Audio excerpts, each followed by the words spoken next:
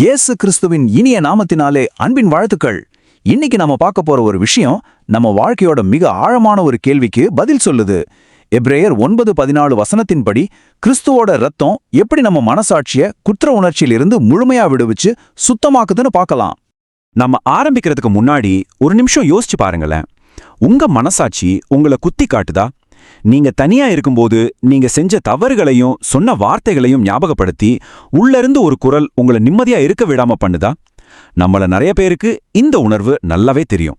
வேதம் என்ன சொல்லுதுன்னா, தேவன் நமக்குள்ள ஒரு மனசாட்சியை வச்சிருக்காராம். அது ஒரு இன்னர் ஜட்ஜ் மாதிரி. நாம சரியா செஞ்சா அது நம்மள சப்போர்ட் பண்ணும். ஆனா தப்பு பண்ணும்போது ஒரு அலாரம் அடிக்கிற மாதிரி நீ தேவனுடைய பார்வையில தப்பு பண்ணிட்ட அப்படின்னு நம்மள தயவே இல்லாம குற்றப்படுத்தும். இந்த குற்ற உணர்ச்சி எவ்வளவு பவர்ஃபுல்னு பைபிள்ல தெளிவா பார்க்கலாம். முதல் மனுஷங்களான ஆதாமும் ஏவாளும் பாவம் செஞ்ச உடனே கடவுளோட சத்தத்தை கேட்டதும் ஓடி போய் ஒளிஞ்சுக்கிட்டாங்க. தாவீது ராஜா அவரோட பாவத்தோட பாரத்தினால என் எலும்பெல்லாம் நொறுங்கி போச்சுன்னு கதறாரு. சோ பாத்தீங்கன்னா இது சும்மா ஒரு கெட்ட ஃபீலிங் மட்டும் இல்ல, இது நம்மள கடவுள்கிட்ட இருந்து பிரிக்குது. நம்ம ஜெபத்தை, நம்ம ஆராதனையெல்லாம் அர்த்தமே இல்லாத மாதிரி ஆக்கிடுது. இங்கதான் நம்ம ஒரு முக்கியமான உண்மை புரிஞ்சுக்கணும். நாம யாருக்கிட்ட இருந்து வேணா தப்பிச்சு ஓடிடலாம், ஆனா நம்ம சொந்த மனசாட்சி கிட்ட இருந்து தப்பிக்கவே முடியாது. அது நமக்கும் பரிசுத்தமான தேவனுக்கும் நடுவுல ஒரு பெரிய சுவர் மாதிரி நிக்குது. அப்போ இந்த மாதிரி ஒரு பெரிய பிரச்சனைக்கு பழைய ஏற்பாட்டு காலத்துல என்னதான் தீர்வு இருந்துச்சு? அதுதான் மிருக பலிகள். ஆனா அது ஏன் ஒரு முழுமையான தீர்வா இல்ல அப்படிங்கறத இப்ப பார்க்கலாம். வருஷத்துக்கு ஒரு தடவை பிரதான ஆசாரியர் மகா பரிசுத்த ஸ்தலத்துக்குள்ள போவாரு. அங்க காளை, வெள்ளாடு இதோட ரத்தத்தை எடுத்து கிருபாசனம்னு சொல்ற இடத்துல தெளிப்பாரு. இது எதுக்குன்னா அந்த ஒரு வருஷத்துக்கான மக்களோட பாவங்களை மூடுறதுக்காக. இதனால கடவுளோட பரிசுத்த கோபம் அவங்க மேல வராம ஒரு டெம்பரவரி பாதுகாப்பு கிடைக்கும். ஆனா இங்கதான் ஒரு பெரிய பிரச்சனை. அந்த மிருகத்தோட ரத்தம் வெளியே உடம்பளவுல ஒரு சுத்தத்தை தான் கொடுக்க முடிஞ்சது. ஆனா மனுஷனோட இதயத்துக்குள்ள இருந்து ஒலிக்கிற அந்த மனசாட்சியோட சத்தத்தை அதால நிறுத்தவே முடியல. மக்கள் பழி கொடுத்துட்டு ஆராதனை செய்ய வரும்போது கூட உள்ளுக்குள்ள அதே குற்ற உணர்ச்சி நீ இன்னும் பாவிதான்னு குத்திக்கிட்டே இருந்துச்சு. அப்போ இந்த உள்ளுக்குள்ள இருக்கிற குற்ற உணர்வை, இதயத்துல இருக்கிற இந்த பாவக்கரைய எதை வச்சுதான் நீக்க முடியும்? இந்த கேள்விக்கு ஒரே பதில் தான் பரிபூர்ணமான அந்த ஒரே பலியான இயேசு கிறிஸ்து. வேதம் அவரை குற்றமில்லாத மாசற்ற ஆட்டுக்குட்டின்னு சொல்லுது. யோசிச்சு பாருங்க, பழைய ஏற்பாட்டுல பலி கொடுக்கிற ஆட்டுக்கு வெளியே ஏதாவது குறை இருக்கான்னு மட்டும்தான் பார்ப்பாங்க. ஆனா இயேசு அவர் எண்ணத்துல, வார்த்தையில, செயல்ல எதுலையுமே பாவம் செய்யாத முழுமையான பரிசுத்தர். அவரோட இந்த பரிபூர்ணம் தான் அவரோட பலிக்கு அவ்வளவு வல்லமையை கொடுக்குது. இன்னொரு முக்கியமான வித்தியாசத்தை கவனிங்க.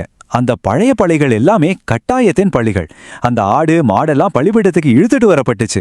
அதுங்களுக்கு ஏன் சாகுறோம்னு கூட தெரியாது. ஆனா கிறிஸ்துவோட பலி அப்படி இல்ல. அது அன்பினால செஞ்ச பலி. யாரும் அவரை கட்டாயப்படுத்தல. வேதம் சொல்லுது, நித்திய ஆவியினாலே தம்மைத்தாமே பழுதற்ற பலியா தேவனுக்கு ஒப்பு கொடுத்தார்னு. இது பிதாவோட சித்தத்துக்கு தன்னையே முழுசா அர்ப்பணிச்ச ஒரு அன்பின் உச்சம். சரி, அப்போ இந்த பரிபூர்ணமான அன்பான பலி நமக்காக என்ன செஞ்சிருக்கு? அது நம்ம மனசாட்சிக்கு இதுக்கு முன்னாடி கிடைச்சதே இல்லாத ஒரு முழுமையான விடுதலையை கொண்டு வருது. இந்த ஒப்பீட பாருங்க எவ்வளவு பவர்ஃபுல்லா இருக்கு. மிருகத்தோட ரத்தம் பாவத்தை கொஞ்ச காலத்துக்கு மூடி வச்சது. ஆனா கிறிஸ்துவோட ரத்தமும் பாவத்தை வேரோட நீக்கிருச்சு. மிருக பலி வெளியே உடம்ப சுத்தமாக்குச்சு. கிறிஸ்துவோட பலியும் நம்ம மனசாட்சியை சுத்தமாக்குது. அந்த பலிகளை வருஷம் வருஷம் திரும்ப திரும்ப செய்யணும். ஆனா கிறிஸ்துவோட பலி ஒரே ஒரு தடவை எல்லா காலத்துக்கும் முடிஞ்சிருச்சு. அதனாலதான் வேதம் ரொம்ப நம்பிக்கையா கேக்குது, கிறிஸ்துவோட இரத்தம் நம்ம மனசாட்சியை சுத்திகரிக்கிறது எவ்வளவு அதிக நிச்சயம். அப்போ சுத்திகரிக்கப்பட்ட மனசாட்சினா என்ன அர்த்தம்? சிம்பிளா சொல்லணும்னா இதுதான். உங்க பாவத்துக்காக கொடுக்கப்பட வேண்டிய முழு தண்டனையும் இயேசுவோட ரத்தத்தினால சிலுவையில செலுத்தப்பட்டுருச்சு. உங்க கடன் முழுக்க அடைக்கப்பட்டுருச்சு. அதனால இனிமே சாத்தானோ இந்த உலகமோ ஏன் உங்க சொந்த மனசாட்சிய கூட உங்களை குற்றப்படுத்த எந்த அதிகாரமும் கிடையாது. ஓகே, இப்போ இந்த அற்புதமான விடுதலையை நம்ம பெற்றுக்கிட்டோம். அடுத்து என்ன பாருங்க, தேவன் நம்மள சும்மா குற்ற உணர்ச்சியில இருந்து விடுவிக்கல, அவர் ஒரு நோக்கத்தோட நம்மளை விடுவிச்சிருக்கார்.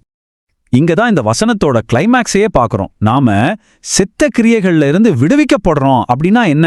நம்மளோட சொந்த செயல்களால கடவுளை சந்தோஷப்படுத்திடலாம், அவரோட அன்பை சம்பாதிச்சிடலான்னு நம்ம பண்ற எல்லா வீணான முயற்சிகள்ல இருந்தும் நமக்கு விடுதலை. எதுக்காக இந்த விடுதலை? ஜீவனுள்ள தேவனுக்கு எந்த பயமும் இல்லாம முழு அன்போட ஊழியம் செய்யறதுக்காக. இதுதாங்க கிறிஸ்துவோட ரத்தம் நமக்கு கொடுக்கிற மிகப்பெரிய சுதந்திரம், மிகப்பெரிய பாக்கியம். கர்த்தர் தாமே இந்த வார்த்தைகளை ஆசீர்வதிப்பாராக. ஆமேன்.